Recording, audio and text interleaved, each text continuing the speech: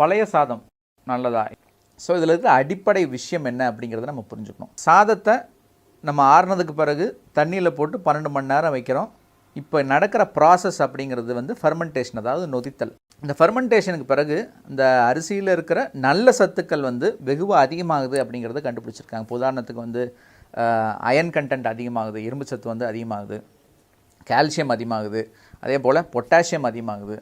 மற்ற வைட்டமின்ஸ் அப்படின்னு பார்த்திங்கன்னா வைட்டமின் B1, B6, B12 இந்த மாதிரி வைட்டமின்ஸ் எல்லாம் வந்து வெகுவாக அதிகமாகுது. ஏன்னா பொதுவாக இந்த மாதிரி சில வைட்டமின்ஸ் எல்லாம் வந்து நமக்கு வந்து நான் வெஜிடேரியன் சோர்ஸ்லேருந்து தான் கிடைக்கும். ஆனால் ஒரு வெஜிடேரியன் சோர்ஸில் வந்து இந்த ஃபெர்மெண்டேஷன் ப்ராசஸில் இந்த பாக்டீரியான நுண்ணுயிர்கள்னால வந்து இது அதிகமாகுது அப்படிங்கிறது ஒரு விஷயம். நம்மளோட இந்த கேஸ்ட்ரோ இன்டெஸ்டினல் ட்ராக்ட் அப்படின்னு சொல்கிற இந்த செரிமான மண்டலம் வந்து ஆரோக்கியமாக இருக்கும்.